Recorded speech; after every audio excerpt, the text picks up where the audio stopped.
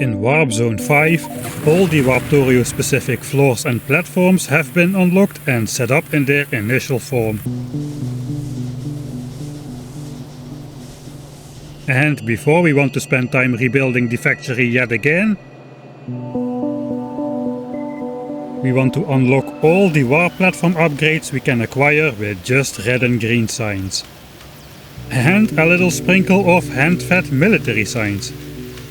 We also extended the warp timer to a full 60 minutes per warp zone, which exposes us to over 18 minutes of increasing big biter bonanza at the end of each warp zone. And we unlocked the warp beacon, the single most powerful structure in all of Warptorio, spreading its module's effects to the entire factory floor at 100% efficiency.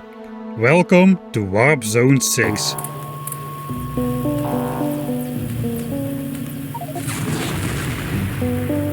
You land with a loud metal clang. The sparkle in the ground fills you with determination. Well, that's a new one. And we'll find out what it's all about next time.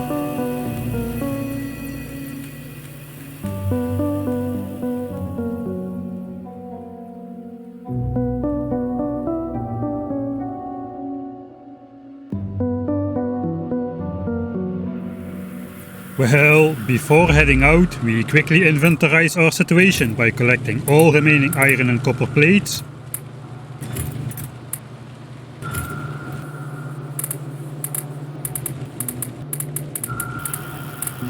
and we decide science has enough resources left over to keep running while we go out placing the miners.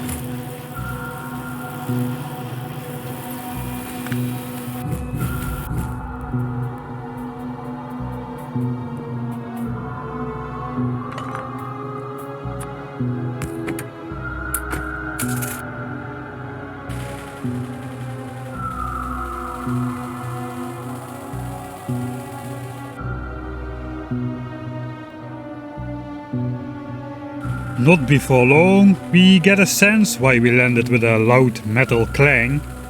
There seems to be many huge iron patches around, making it an easy to find resource. This is a so-called iron planet. These two iron patches are too close to the future pollution cloud of the warp platform though, so let's search further.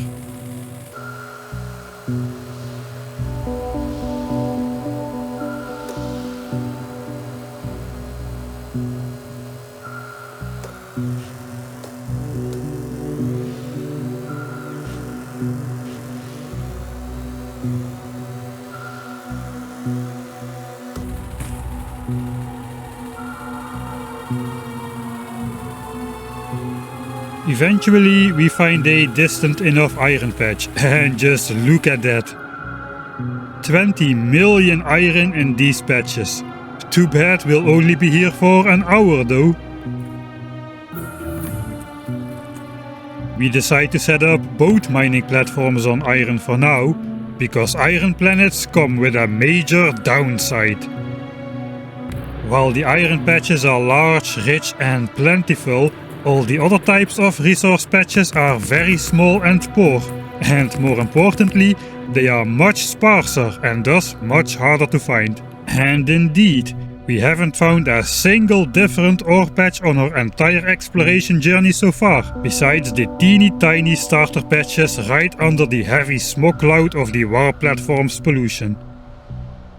That's very bad news indeed, as we were counting on mining tens of thousands of stone for our upcoming military science projects. And additionally, our copper reserves aren't gonna last all Warpzone.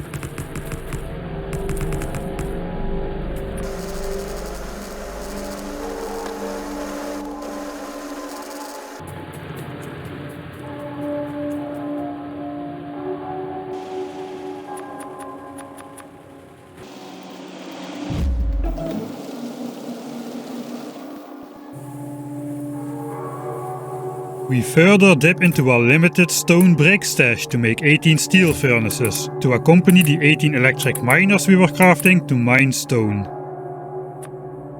Now we just gotta find it.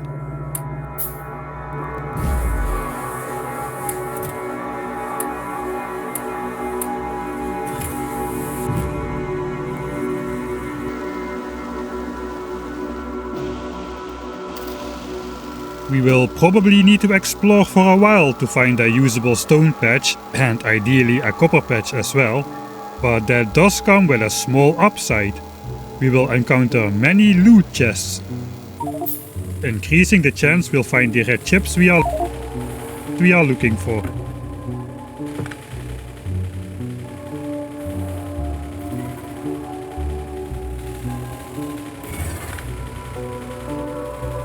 Other possible good finds include red ammo and red underground belts, both of which are quite expensive and which we'll need soon, though at this point any other finds will hardly make a significant impact anymore. Miraculously, we did find a stone patch free of biters, and while building the stone mine, I get early game flashbacks of having to build all those temporary mining outposts again and again and again and again. Because biters will destroy anything we build on the warp platform, we cannot use the warp teleporter to transport resources home like we do with the mining platforms, but we can use it to warp power over to the stone mine out here.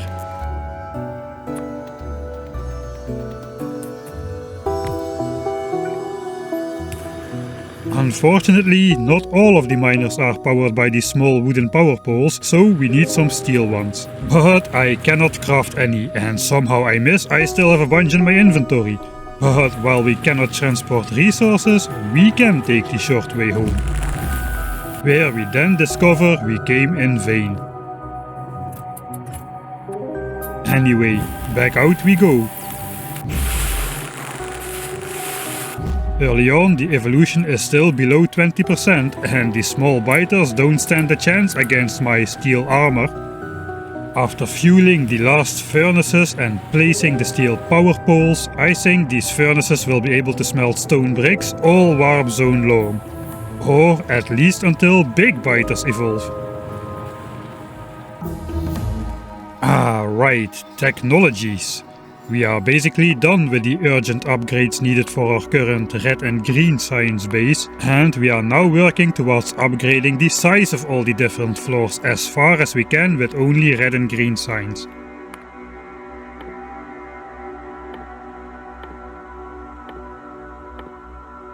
Anyway, we have placed all of our mining operations for now, but we are going to keep exploring until we find at least some red chips.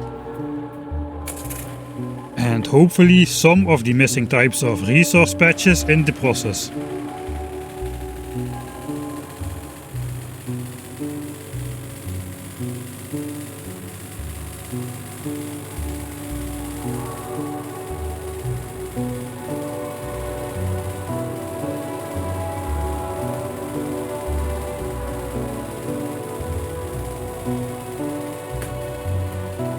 Not before long, we do spot a copper patch, right next to a lakeside iron patch. And there's even a coal patch close by should we need that later as well. That's incredible luck. And it doesn't stop there, as in the very next loot chest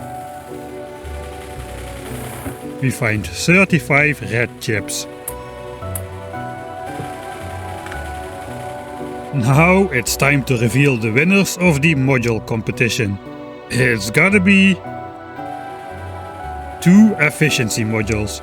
Those will make such an important difference, we immediately return home to put them to use.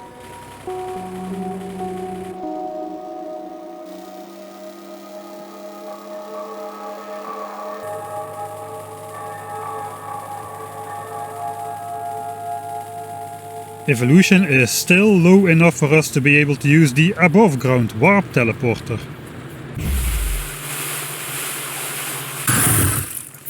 Though those small biters have become numerous to pin us down in place, until we remove the pin from a grenade, that is. Back to those efficiency modules. We are now running at 11 megawatts of power. But once we place the 2 efficiency modules in our warp beacon, immediately it's like all of our 75 machines have 2 efficiency modules inside. And if we now check back our power consumption, we have dropped from 11 to 7.5 megawatts. Those 2 efficiency modules alone have reduced our coal and water consumption by 33%.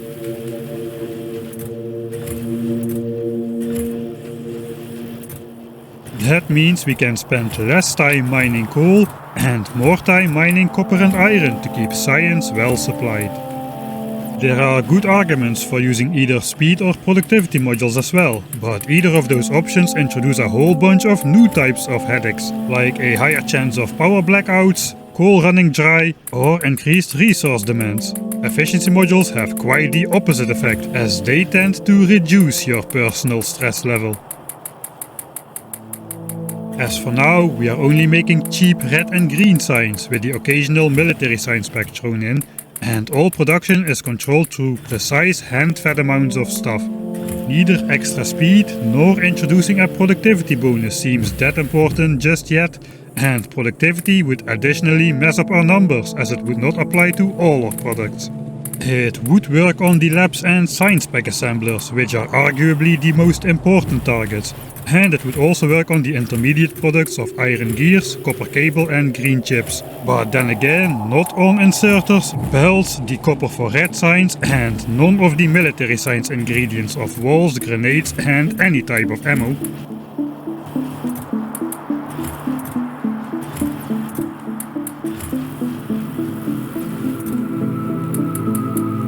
Speaking of military science, let's keep working on red ammo, and meanwhile all of the grenades are done already. Nice. We are aiming for 600 military signs at the moment, which means these 300 grenades are sufficient. We are working on the red ammo, and we are mining the stone for walls as we speak.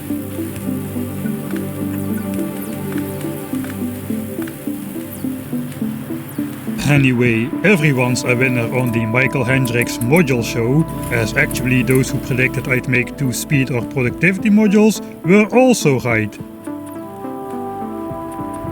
We will use the speed modules very soon, and we want to switch to productivity modules in the beacon as soon as we can get away with it.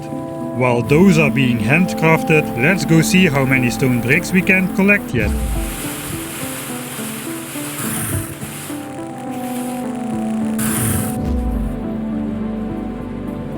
Man, we have landed on another brutal desert world here, and without the presence of trees, the mining pollution is attracting loads of biters. We are already starting to run out of ammo, so yeah, time to shift click all of our iron into ammo yet again. Those speed modules will have to wait.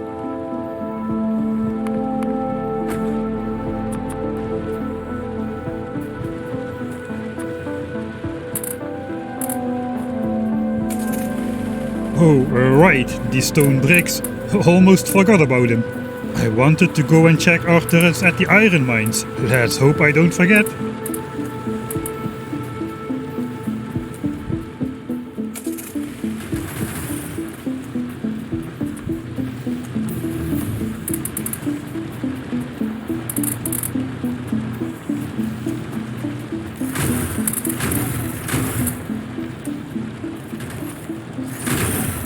And I forgot. Well, at least we are producing some extra ammo.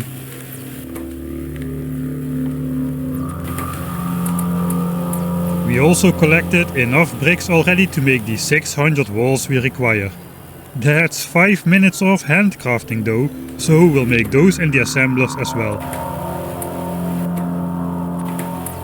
Red ammo has finished producing anyway, so we can just repurpose these.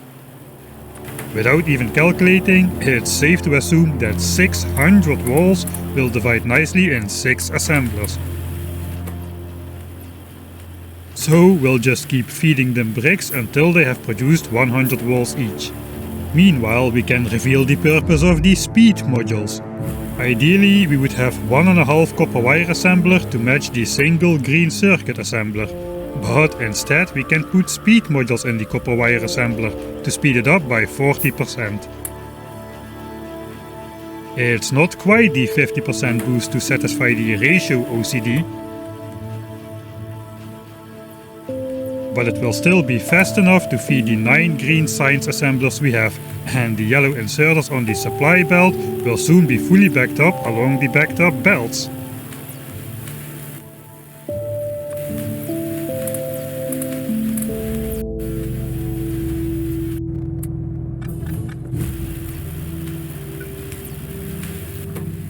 We insert the third stack of bricks, and it looks like we need 2 additional cycles to get the 600 walls we need. But with over 300 walls completed, we don't need to wait any longer and we can start production of the 600 military science packs.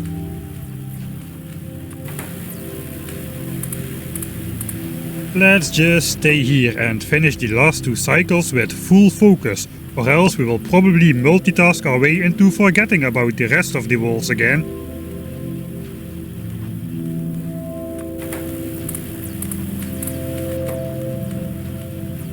There, all done. And not a minute too soon, as we need to multitask our way out the door in a hurry to check on our gun turrets. If small biters manage to destroy one, that probably means we are all out of ammo and more will soon follow.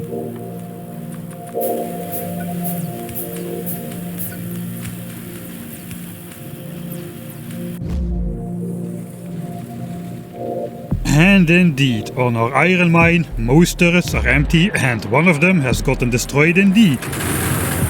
Naturally, we barely possess the ammo to meaningfully refill our turrets, and this double iron mine is located quite badly amidst 4 nearby biter nests.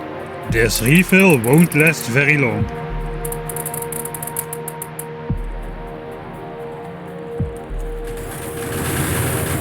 And yeah, you're right, we definitely need to go check on the stone mine too. Until 20% evolution, we can still use the warp teleporter to get there and...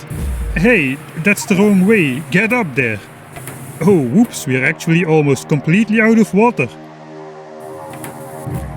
Oh no, of course my man goes off on a tangent task again, filling the furnaces.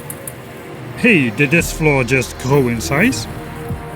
Anyway, apparently refueling furnaces that were nowhere near being out of fuel is more important than our stone mine being destroyed. Or the threat of the entire factory entering a power blackout.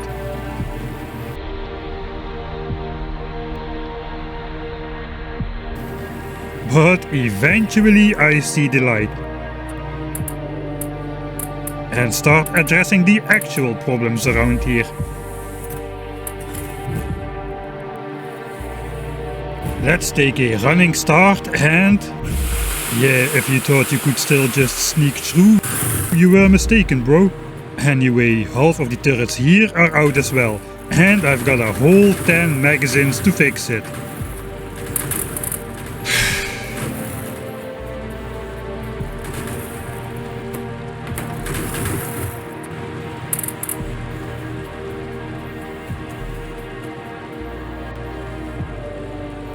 So we have no option but to, with some trouble, go back inside the factory to mass produce some more ammo.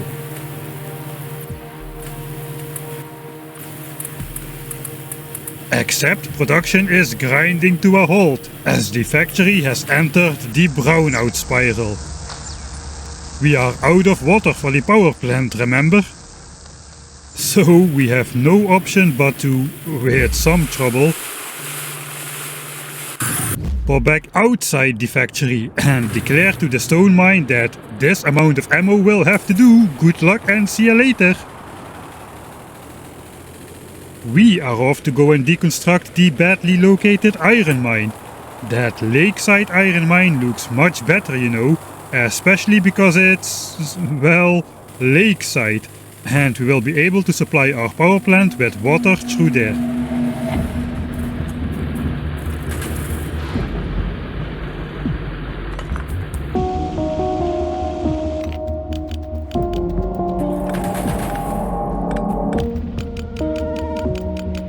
quickly take down both of the iron mines and move the F out of this dry desert. It is time to go chill on the beach.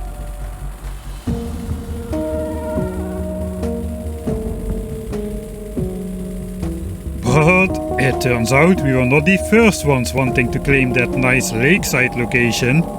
Yet again, a biter expansion has popped up right where we didn't want them to. We may be able to sneak past. No, we won't.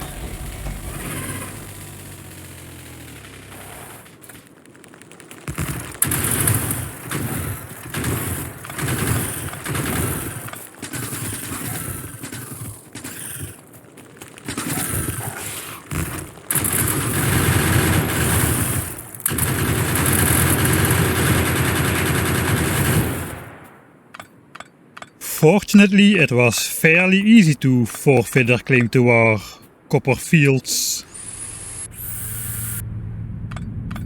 Surprisingly, both of the mining platforms fit on this iron patch as well.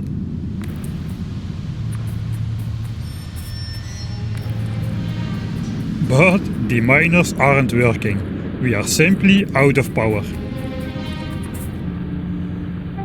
But as soon as we connect this water pump, we should be back in business. And indeed, the miner status lights are turning green again. You know, why not hook up both platforms to a water pump to double the potential intake? And after strategically defending the strategically located location with gun turrets, we go and check on the stone mine.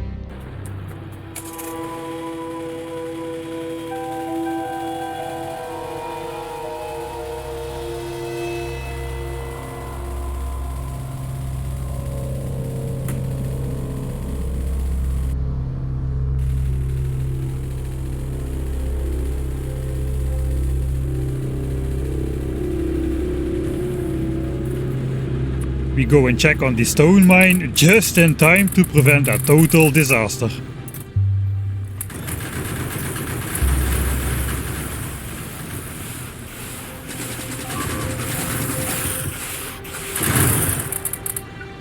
By now, medium biters have started to mix in, which will put an increased strain on our ammo usage. Anyway, we gather all 5,000 stone bricks. We gather all 5,000 stone bricks, reusing our early game store it in the crafting queue trick.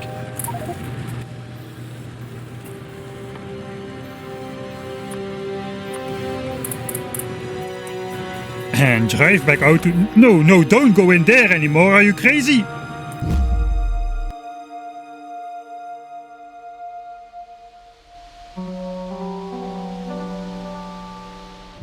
No, don't go in there anymore, are you crazy? Well, okay, I guess a nice explosion still clears enough of the biters to not get locked in and chew to a swift death by the many medium biters now present at the platform.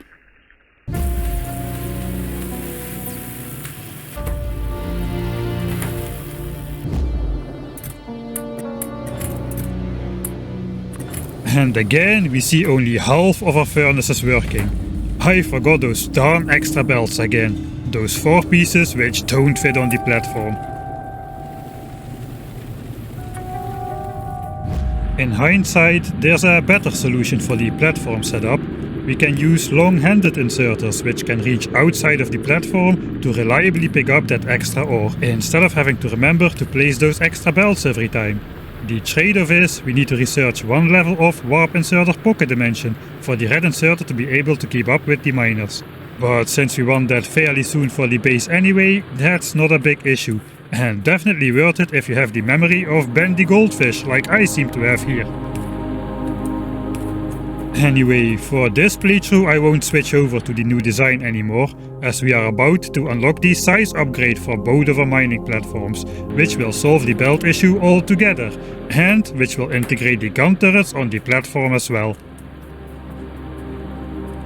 Speaking of technology to unlock things, since we have been hoping to find 30 more red chips to make the modular armor, we have been researching the actual modular armor technology, as well as these mysterious-looking castle turrets. Spawns in a castle turret on each of the 4 corners of your base. What? A free castle turret? Well, that sounds nice. I wonder, will those be indestructible like the warp teleporters as well? And perhaps they will come with free infinite ammo or something? Or what else could be described as castle turrets?